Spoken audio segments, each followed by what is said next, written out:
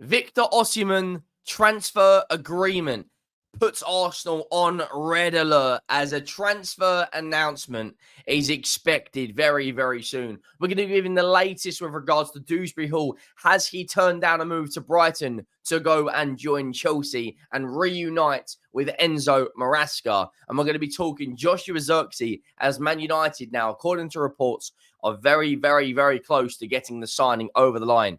A staggering 91% of all the people that watched yesterday's video were not subscribed. So if you haven't already, please do hit that subscribe button. We're under 1,500 subscribers now from 10,000 daily transfer videos, England Euro videos.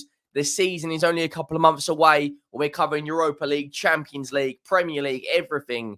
And if you're enjoying the content and you haven't already, please do leave a like. If we could hit 500 likes, that'd be absolutely glorious. Victor Oshimen agreement puts Arsenal on red alert as transfer announcement is expected very, very soon. Football London, genuinely, when it comes to Arsenal, Tottenham and Chelsea news are very, very, very reliable. I normally get all of my Tottenham news from Football London when it comes to the likes of Ali Gold and Rob Guest. 9 times out of 10, they are bang on the money. And as you can see, it says Victor Oshimen agreement puts Arsenal on red alert as transfer announcement is expected soon. Now, according to some reports coming out, Johan Garcia deal is expected soon. The Espanyol goalkeeper, Johan Garcia, according to the Spanish media, the shot stopper is set to become an Arsenal goalkeeper, and it looks like that Ramsdale will be leaving Arsenal this season. Now, Conte confirmed Oshimen agreement. Once the Garcia deal is wrapped up, Arsenal may shift their focus to strengthen their attack. Napoli star Victor Oshimen is one player who could be brought in, and the new manager, Antonio Conte, has confirmed that an agreement is in place to let him leave the Italian club. Wow. Wow, that is huge news. At his unveiling, the Italian said, as far as Oshimen is concerned, just as I know very well about the situation with Cravar, Di Lorenzo, and Gisa, I don't know how to pronounce that, Lobatega, which I have placed absolute veto. I'm not sure what that means. I think is that Italian. Having said that, I know the situation regarding Oshimen. I know that there are agreements that a situation different from all others, I can only assist. He is a player of the highest level, exceptional, but I cannot enter into a discussion because previous agreements already have clearly been stated to me. Wow. And the last bit of the article goes on to say, meanwhile, Belgian midfielder Albert Sambi Lokonga looks to be heading out of the Emirates once again, having spent a loan spell at Crystal Palace and Luton. Spanish side Sevilla also to be interested, according to Diario de Sevilla, and now that they're looking to sign him. Let's take that as it is. Victor Oshimen has a transfer agreement already before Conte's turned up. Conte is not a manager that likes to be messed around. I can assure you that, watching him at Chelsea and watching him at my club, Tottenham. Does he join Arsenal?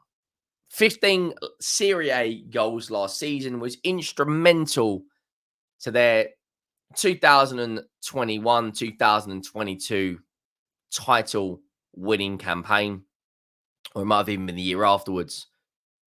And there are reports coming out now that Napoli are prepared to sell him at a cut price. Now, I've said in a number of videos that I personally believe, I personally believe Arsenal should go out there and get a wide player. I think they need real competition for the likes of Bukayo Saka. With all that being said, if you can get Victor Oshimen at a cut price, you're talking about a player. If we actually look through Oshimen's stats as a Napoli player, they're actually relatively good. Obviously, he can only play in the number 9 role. I wouldn't expect Arsenal to use him as a versatile experiment. If you look at his numbers, obviously he's played in 2 different leagues. He's played in the French league and he's played in Italy. His numbers for Lille, 38 games, 18 goals, 6 assists. So relatively good return. His numbers in a Napoli shirt, 133 games, 76 goals, and 18 assists.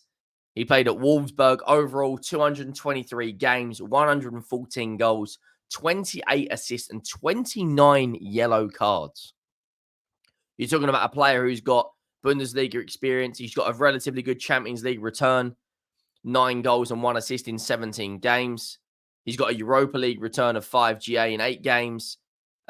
His Serie A record is very good, 65 goals, 16 assists in 108 games. Last season, 18 GA, I think, in 25 games. If Arsenal can pick him up at a cut price of around 70 million euros, I'm looking at a Victor Osimhen, I'm looking at a Yuki Reyes, I'm looking at Ivan Toney, I'm looking at Benjamin Sesko. They potentially could get in another year. I think at that price, you know, at 70 million euros, what's that, 64 million pounds? Napoli didn't have the best of seasons last year. I think they finished around mid-table. They're already prepared to keep Di Lorenzo and Gisa, Cravadonna. Do they sell Victor Osimhen in part of a rebuild to get Antonio Conte winning Scudettos again, potentially? Do Arsenal, could Arsenal quite easily go out there and bring in a Victor Osimhen and a wide player and improve? By all stretch of the imagination, by any stretch of the imagination, yes. They could. Arsenal have got enough money and are an attractive enough football club right now to go out there and drop, 70 million euros on him, a 50 million euros on a Nico Williams. They're in a position right now where they're an attractive football club. They're in a title race. And it looks like, according to various reports, Manchester City aren't prepared to go out there and drop huge money this window. They've brought in Savio. They're heavily linked with Kimmich, so are Arsenal. But they were prepared to break the bank for Bruno Guimaraes. That release clause has now come to an end. They're looking at around £120 million. It looks like Alexander Isak is going to be staying at Newcastle as well. Guardiola seems to be happy with his squad. Does a 70 million euro striker and a Victor Osimhen bring the league title to Arsenal? Yes. I know I've said they need, real competition to wide players. Could you potentially play Kai Havertz off the right? Maybe. He's been experimenting in a number of positions under Arteta, but you're bringing in a striker who's got pedigree for scoring goals in 2 leagues, has won a Scudetto and carried Napoli to that Scudetto, has got 114 goals in 223 games. For Nigeria, has got 20 goals in 27 games, has got a Champions League relatively good record as well, which Arsenal are now in. There aren't many downsides to it. And if Napoli are prepared, according to the reports, to sell him at a cut price, I think Arsenal have got to take that with both hands and get the signing done, in my opinion. Let me know your thoughts down below on that if you haven't already. But I'd be looking at that going, well, hang on, that's a good, well, if not good, that's potentially a great signing from Arsenal. Let me know your thoughts on that. Now, moving away from Arsenal, Dewsbury Hall looked like he was going to be joining Brighton. And then out of absolutely nowhere, Enzo Maresca's new side,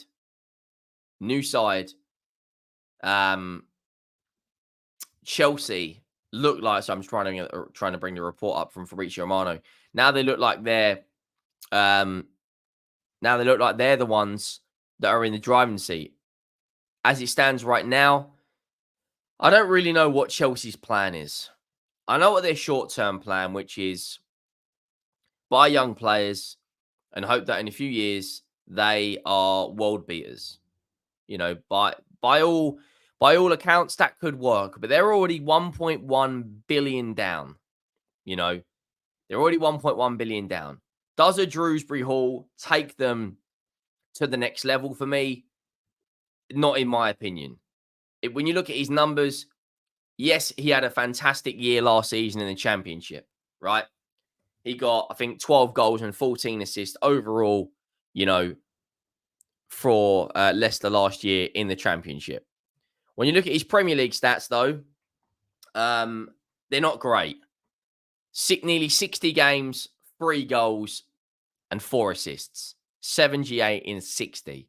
In the League Cup, in the 2021, 2022, 2023, 2024, he has played overall 8 games and he's yet to have a goal contribution. He got 26 GA in 44 in the Championship. And look, I'm not going to lie, he was unbelievable and their best player last season. You know, as the report says, Jacob Moder already completed his first part of medical from Leicester to join from Brighton. Kieran Dewsbury Hall in Brighton with medical also scheduled. Leicester would receive compensation fee in excess of £25 million. Chelsea called Kieran Dewsbury Hall and deciding about a possible bid to Leicester. Jacob Moder, according to reports, is valued between 10 and 15 million pounds. So you're probably looking at in a region of 35 to 40 million pounds for Kieran Dewsbury Hall. I'm going to be honest, I don't necessarily like Chelsea in my lifetime have been winning Champions Leagues, winning Premier Leagues, been at the top of their game. And now it looks like they're taking a step in another direction. They've spent £1 billion, and the only 2 players that have joined Chelsea in the last year that have actually performed is Gusto and Cole Palmer. Of course, other players will work out. Christopher Nkunku will 100% be a good player in a Chelsea shirt. But I don't really understand the direction they're going in. It seems to be the long-term strategy seems to have a plan, but short-term, they need to get back into the Champions League financially. Otherwise, they can't keep dropping billions unless you've got different revenue streams coming in. There's not enough hotels out there for Chelsea that they own to keep selling more golf courses in order to keep funding this £1 billion transfer strategy. So I don't really know. I've got question marks over Dewsbury Hall myself. Is he much better than Conor Gallagher? I don't know.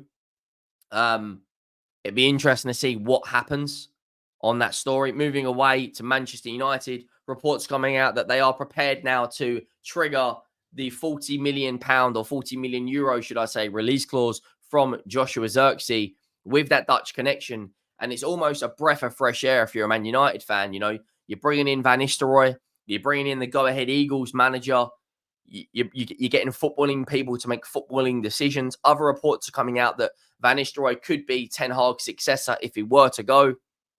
But for the longest time now, Man United can actually say it's a breath of fresh air.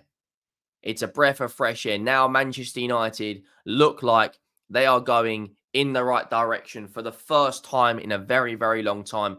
For the first time since Alex Ferguson, they've got footballing people at the top. No more Ed Woodward. You've actually got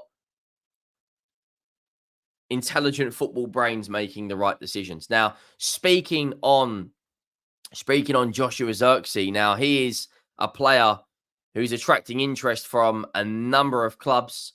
He got 11 goals and 4 assists last year for Bologna. Had a very, very good season, as well as the likes of Calafiori, who is linked away. Thiago Motta really did improve that side. He's got experience in the Bundesliga at Bayern Munich. He was in that Champions League squad when they won it. He played 37 games last season, 3 in the Italia Cup, 34 in the league, and got 12 goals and 7 assists. He did miss the first 2 games. I don't actually think he's made an appearance yet for the Dutch side at the Euros due to a hamstring injury. Overall, as a player for Bologna, 58 games, 14 goals, 9 assists, 23 GA.